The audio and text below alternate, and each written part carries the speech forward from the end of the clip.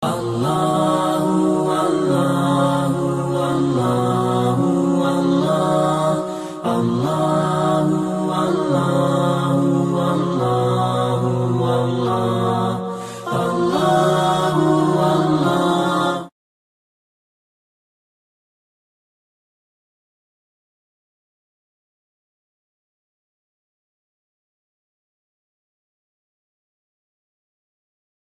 Antum pernah lihat sekarang kisah pendeta yang viral itu, yang katanya murtad, terus dia menyoal begini-begini, itu bahannya udah lama dari orientalis dulu. Kami sudah punya bahannya dari sejak dulu itu. Sudah ada, dan nggak akan beda, yang disoal pasti itu aja. Tentang poligami, tentang sholat, tentang ayat, tentang itu sama bahannya. Padahal kalau saya jadi supirnya, saya katakan, maaf Pak, Bapak telat. Ini sudah disampaikan sebelum Bapak. Kalau Bapak mau tahu, ayo kita duduk sama-sama. Kasih tahu tuh, telat Pak. Sudah dari dulu itu ada. Bahkan yang ngacak-ngacak daerah kita sampai memecah Aceh, Stockholm-nya. Siapa Stockholm-nya itu? Orientalis. Dia nggak bawa senjata. Dia bawa kitab, Pak. Bawa kitab, bahkan aku muslim ke Mekah. Haji, ikut haji, Pak. Ikut haji, Bu. Stockholm-nya. Ikut haji. Datang ikut haji, belajar fikih macam-macam, sampai datang disebut syekh ke Aceh. Begitu melihat di peta, kan orang Aceh itu kelemahannya begini. Dipecah belah. Divide et impera. Politik adu domba. Masya Allah. Kita manusia disebut domba, diadu. Bayangkan. Masuk ke situ. Itu yang paling bahaya. Nah, di antara tokoh mereka langsung fokus ke bahasan, sehingga kita menemukan abunya. Nah, balik ke sini. Yang fokus kepada bahasan hadis. Di antara mereka bernama Ignaz Goldziher. Lahir di Hongaria. Lahirnya 24 menit sebelum Isya. Isya 1914, dia lahir 1850. 1850. Isya kan 1914, ya? Itu cara ngapalin paling gampang. Ya, kapan itu terjadi? 24 menit sebelum Isya. Isya 1914, dia lahir 22 Juni 1850 di Hongaria. Ya. Kapan perang Diponegoro terjadi? 25 menit setelah maghrib. 1825, gitu kan? Sampai 1830. Misal, gitu kan? Kapan antum lahir? Maghrib aja belum Ustaz. Masya Allah misalnya. Tayyib. Nah ini pokoknya Ignaz Goldziher. Orang ini, teman-teman sekalian, orang yang meletakkan pertama kali kaidah-kaidah racun dalam hadis. Dia kumpulkan hadis. Terus dia beri kesimpulan. Kesimpulan pertama, bagaimana mengacaukan pemahaman orang Islam terhadap hadis, sampaikan pada mereka dengan satu persoalan logika. Logika pertamanya, hadis itu baru disusun dikumpulkan 200 tahun setelah wafatnya Nabi SAW. Silakan baca tulisannya Dr. Ugi Sugiharto. Beliau bahas juga salah satunya di situ. Kiai Haji Allahyarham Ali Mustafa Yaqub dengan kitabnya. Ya, kemudian beliau menulis buku dalam ilmu hadis dan seorang ulama hadis Indonesia insyaallah. Taib, itu pernyataan pertama yang muncul, hadis itu baru dikumpulkan 200 tahun setelah Nabi wafat, sehingga logikanya secara logika bagaimana bisa menyampaikan yang 200 tahun sudah nggak ada. Jadi bagi orang-orang yang mengandalkan logika itu logis. 200 tahun toh, itu dikarang-karang aja. Bagaimana bisa menghafal yang 200 tahun? Itu cuma karangan. Itu disampaikan oleh Ignaz Goldziher. Saking pentingnya ini, saking kagetnya, anak ikut nangis tuh. Tuh, saking sedihnya, itu luar biasa. Memang orang ini luar biasa. Kacau orang ini. Ya. Untung mic-nya hidup gitu kan. Gak apa-apa. Jadi teman-teman sekalian, fokus yang paling penting adalah, sebetulnya ketika kalimat-kalimat ini muncul, nanti ada banyak kalimat-kalimat. Kalau Anda temukan, itu telat. Orang sekarang tuh orang pada telat. Ya, tapi Ignaz ini, dia kuat. Dia hafalan hadisnya banyak. Kemudian dia kajiannya banyak, sampai dia merumuskan racun yang pertama seperti tadi. Jadi kalau orang itu terbagi 4 bagian orang dulu. Sekarang ada yang kelima. Orang dulu itu ada yang orang tahu bahwa dia tahu. Rajulun yadri annahu yadri. Yang kedua, orang tahu bahwa dia tidak tahu. Ya, rajulun yadri annahu la yadri. Yang ketiga, orang tidak tahu bahwa dia tahu. Rajulun la yadri annahu yadri. Itu mesti bangun. Yang keempat, ada orang tidak tahu bahwa dia tidak tahu. Yang keempat ini orang bodoh tidak tahu bahwa dia bodoh. Bukan, itu orang dulu. Yang sekarang, orang sekarang ada yang kelima. Orang bodoh, tidak tahu dia bodoh, dan ngajak orang lain bodoh. Itu yang bahaya. Jadi kalau yang dulu, menyoal hadis, dia hafal hadis. Orang sekarang, nyoal hadis, baca hadis aja nggak bisa. Itu masalahnya. Nah, bagaimana persoalan kita bisa menjawabnya? Pernyataan pertama, hadis itu baru dikumpulkan, dikodifikasikan, dihimpun 200 tahun setelah wafatnya Nabi. Maka dia sampaikan tuduhan, ini baru dibuat-buat belakangan. Belum tentu Nabi menyampaikannya. Baik, apakah setiap masa yang telah berlalu menunjukkan eksistensinya tidak ada? Nah, ini sedikit agak berat ya. Apakah setiap masa yang sudah berlalu, kemudian muncul sesuatu, menunjukkan eksistensi ini tidak diakui? Nabi wafat 200 tahun setelahnya, tiba-tiba ada hadis. Apakah langsung kita tolak hadisnya? Dengan alasan karena bedanya 200 tahun. Kalau logika ini dipakai, maka kita katakan, Mas Abu, Anda pun tidak kami akui sebagai manusia. Karena Anda lahir setelah Nabi Adam wafat ribuan tahun yang lalu. Logika yang sama. Logika yang sama. Sama. Oh tidak. Saya ada kok nasabnya. Ada nasabnya. Nasabnya siapa? Ke zaman Nabi Muhammad saja. Ana bin misalnya umat Muhammad SAW. Ya Muhammad bin Abdullah, bin Abdul Muttalib, bin Hashim, bin Abdul Manaf, bin Qusay, bin Murrah, bin Kilab, bin Ka'ab, bin Rahid. Dan seterusnya sampai Nabi Adam AS. Ketemu. Begitu sampai ketemu, maka kita jawab, hadis pun seperti itu. Dia punya nasabnya. Dia punya urutannya. Dia punya jalurnya. Dia punya transmisinya. Ke orang disebut nasab, ke hadis disebut dengan sanad. Sanad. Hebatnya ulama kita, dari sejak zaman Nabi SAW, zaman para sahabat, sudah diduga. Makanya, mohon maaf, akan ada persoalan-persoalan menyangkut itu. Karena itulah para ulama membuat kitab-kitab yang ketat untuk merumuskan tentang jalur sanad. Sampai Imam Muslim membuat satu kitab khusus, bab khusus tentang persoalan sanad. Halaman 119, jilid pertama, paling kiri sebelah atas. Babul isnadi minaddin. Bab belajar agama sesuai urutan sanad, itu yang menentukan benar tidaknya dalam agama. Jadi ulama kita sudah melacak. Bagaimana kalau di soal nanti, maka sanad dia perjelas dulu. Makanya dalam hadis ada sanad, transmisi riwayat. Di mana Imam Al-Bukhari menyampaikan hadis padahal tidak pernah ketemu Nabi. Maka an kada sampai ke Nabi.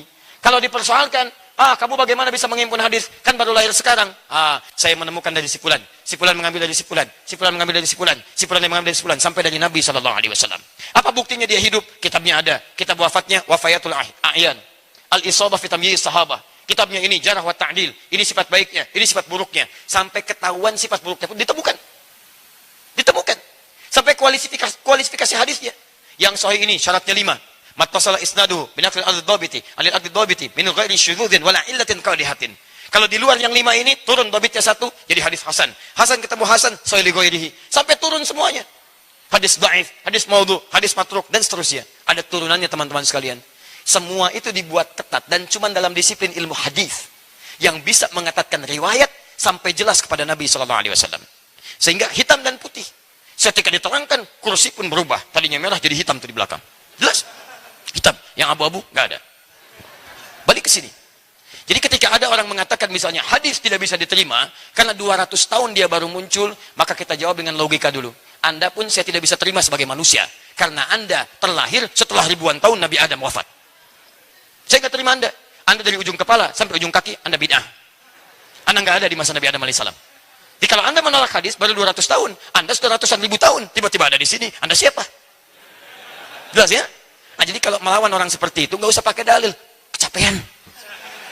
Capek tuh, habis berapa jam kita membahas seperti itu. Cuman kita penting butuh riwayat supaya paham bahwa kalimat yang disampaikan oleh lisan orang ini dititipkan oleh Allah Subhanahu wa taala sebagai pertanda kepada kita. Ada sesuatu di lisan orang itu. Siapa dia? Siapa Anda sebetulnya? Kemarin pakai topi Santa, sekarang pakai kaos Santi, ya. Besok pakai begini, pakai kaosnya Sinta, besok bicara begini lagi. Anda siapa sebetulnya? Halo? Awas hati-hati.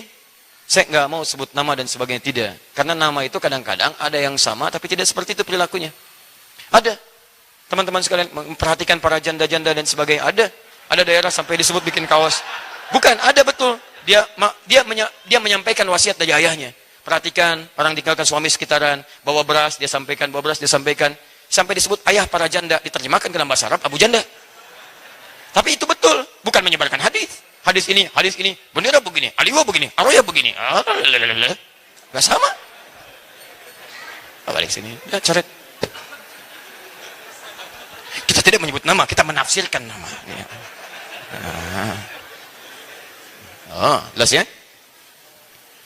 Jadi teman-teman sekalian, turunannya, saudara-saudaranya itu kayak liberal, sekuler, plural, itu saudaranya semua. Saudara semua nyambung. Runtutan akhirnya itu ke sini. Ke sini runtutan akhirnya. Saya sudah lumayan agak sedikit kenyang. bertemu dengan orang-orang demikian, tapi tokoh-tokohnya langsung. Ya, ini kami menemukan dengan Jamal Al-Banna, bicara begini, saya ketemu orangnya langsung. Wah, pendapat Jamal Al-Banna, tokoh begini, hafal hadis. Demi Allah saya ketemu langsung dalam satu seminar, kita ngobrol. Ya, ini dahsyat ya. Begitu berpaling dari Al-Quran, maka Quran pun tidak ridho diucapkan dalam lidahnya. Tadinya hafal Quran, paham banyak hadis, orang tuanya ahli hadis, tapi tiba-tiba hilang, muncul di barat, pulang dari barat, tiba-tiba berubah. Pemikirannya berubah. Bicara begini, diundang ke Libya. Begitu diundang, mengucapkan Qul huwallahu ahad, terbolak-balik ayatnya. Ketika bertemu kemudian, terpisah dari rombongan, baru berkata, kalau masih bisa konsisten dalam kebaikan, jangan coba-coba masuk ke ranah ini. Karena kalau sudah masuk, sulit keluarnya. Kalimat yang kami dengar sendiri, langsung ada keterangan dan sebagainya. Maksudnya langsung sampai dengan keterangannya. Jadi teman-teman sekalian, sama. Jalurnya ke sini ujung-ujungnya. Korelasinya sama. Itu tantangan kita. Antum gak usah marah, karena itu tantangan dunia. Jangan marah. Kita tertantang dengan itu semua. Artinya antum mesti pintar, mesti belajar. Jangan mencela. Kalau mencela antum kalah. Dia belajar bahasa kita, kita saja belajar bahasa dia. Dia belajar pemikiran kita belajar pemikiran dia. Bikin antum kelas pemikiran. Bikin kelas orientalis. Pelajari mereka siapa. Sehingga dengan itu antum melawan dengan ilmiah. Dia ilmiah, antum ilmiah. Masa dia pakai ilmiah, antum pakai otak? Maksudnya marah-marah dan sebagainya. Antum pakai emosi. Kan gak nyambung. Dia pakai ilmiah, antum pakai lisan, antum pakai celaan, antum yang kalah. Tidak, lawan dengan kebaikan lagi. Dan jangan cari pertentangan yang kontraproduktif, tidak. Tulisan, balas dengan tulisan. Ilmiah dengan ilmiah lagi. Data dengan data lagi. Data dengan data lagi.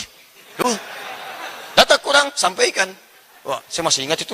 Masuk Topkapi dari awal. Ya, tiketnya 30 lira, kemudian masuk, ya, baru bukanya seperti ini, paling kiri itu yang perempuan, paling kiri perempuan, paling kanannya dia pakai rompi sebelah sini, masuk belok kanan, di situ ada tentara, pegang seperti ini. Tentaranya masih muda, kalau yang paling kanan itu usia 40-an, seperti Ustaz Pelik lah, ya seperti itu, pegangannya seperti ini, tapi bisa dipoto dia, bisa dipoto, samping kanan kiri. Itu melurus lagi, jalan kisaran 300 meter ke depan, baru ketemu bab, ya, warnanya hijau di situ. Dan tarik garis lurus, kemudian antum belok kiri. Begitu belok kiri, antum akan menemukan salah satu tempat museum itu untuk semacam miniatur Ka'bah tempo dulu. Tapi bukan miniatur Ka'bahnya, di situ ada mizabnya, ada bagian kunci Ka'bahnya, sebelah kiri kan kunci Ka'bah dengan pintunya dipajang begini. Dan antum belok kiri dengan antrian, kalau ingin ke kanan itu wilayah pedang, ke kiri wilayah peninggalan Nabi, ada janggut Nabi dan sebagainya. Itu kirinya. Belok kanannya lurus ketemu dengan pedang. Di antaranya pedang sahabat Ali bin Abi Thalib radhiyallahu taala anhu.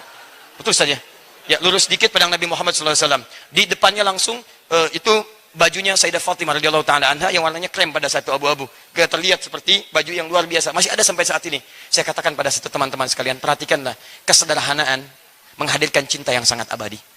Tidak ada yang paling fakir pada saat itu di antara keluarga Nabi kecuali keluarga sahabat Ali bin Abi Thalib dan Fatimah Az-Zahra radhiyallahu taala anhuma. Saya sangat mencintainya, mencintai ahli bait dan sebagainya. Itu masya Allah teman-teman sekalian. Satu kali pernah Hasan itu pingsan karena nggak ada makanan. Fatimah radhiyallahu ta'ala anha sampai minta tolong, gak ada makanan gitu. Anak saya. Saat itulah mendengar kemudian Nabi mendapatkan hadiah 5 ekor kambing. Saat mendengar itulah Fatimah datang kepada Nabi SAW dengan niat meminta bagian itu, dan Nabi tahu keadaan itu. Sebelum bicara Nabi mengatakan begini, pilih mana, apakah engkau ingin mendapatkan 5 kalimat yang diajarkan oleh Jibril kepadamu sekarang, atau ingin memilih makanan yang aku akan berikan pada sini kepadamu. Perhatikan jawaban Fatimah radhiyallahu taala anha. Kalau bukan tarbiyah Nabi yang sangat indah, mustahil keluar jawaban seperti ini. Saya memilih kalimat dari Jibril alaihissalam. Butuh makanan, yang dipilih kalimat Jibril. Ketika diajarkan kalimat itu, masya Allah, kenyang al-hasan, nyaman kehidupan. Perhatikan, yang sangat terbatas, yang sangat sederhana, yang luar biasa tabah dalam kehidupan, tiba-tiba pakaiannya sampai sekarang masih ada, utuh. Hei antum yang mencari kehidupan dunia. Hei yang pakainya selalu gonta-ganti. Hei yang lemarinya bahkan penuh dengan pakaian yang tidak terpakai. Saya katakan pada anda, berapa abad pakaian anda bisa abadi sampai generasi yang akan datang? Silahkan cek. 10 tahun aja nggak bisa dipakai. Pakaian anda yang dulu, hei anda yang usia 20 tahun, coba lihat pakaian anda yang saat 1 tahun. Pakai lagi sekarang. Ayo, kalau masih muat. Ya, belum tentu ada juga. Silahkan cek pakaian bayi anda, ada nggak? Sayyidah Fatimah, lewat 15 abad, sampai sekarang masih ada pakaiannya. Jadi cinta yang dilandasi dengan iman dan penuh dengan kesetiaan, itu yang menghadirkan kisah abadi di masa depan untuk inspirasi generasi setelahnya. Bikin status.